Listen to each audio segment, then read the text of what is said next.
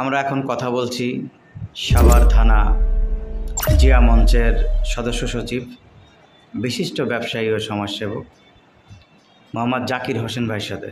জাকির ভাই কেমন আছেন?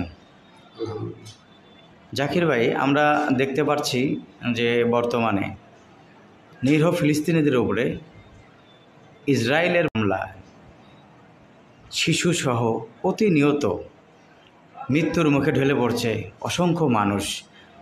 একজন মুসলমান, একজন বিশিষ্ট ব্যবসায়ী এবং সমাজসেবক হিসাবে, একজন রাজনৈতিক দলের নেতা হিসাবে ফিলিস্তিনে যে বর্বরতা ইসরায়েল করতেছে এটা খুবই ন্যাক্কারজনক জিনিস। এটা কোনো ভাষায় প্রকাশ করা যাবে না। আমরা একজন মুসলমান হিসেবে আমরা তাদের পাশে ওইভাবে আমরা দাঁড়াতে পারতেছি না, এবং আল্লাহ পাকে আমাদের যতটুকু সর্বশক্তি দিব আমরা তাদের পাশে থাকব।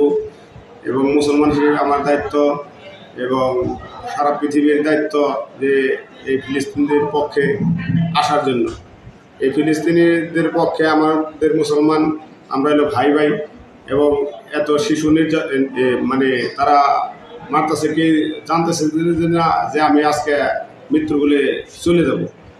তাদের তারা যে ভাবে বসবাস করতেছে এটা মানব জাতির জন্য খুবই অসহনীয়, এবং আমরা মুসলমান হিসেবে লজ্জিত, এবং আমাদের যে অনেক কিছু করার তার কিছুই আমরা করতে পারতেছি না। আমাদের কাছে আমি আহ্বান করি যে তারা যেন এই জিনিসটা খুব তাদের মুসলমান হিসেবে, ভাই হিসেবে, ইসলামের দৃষ্টিতে অনেক সুসংগঠিতভাবে এই জিনিসটার মোকাবেলা করে, এবং খুব দ্রুত শান্তি এবং শৃঙ্খলা যাতে ফিলিস্তিনিদের মধ্যে বয়ে আনে সেই কামনা আমি করতেছি।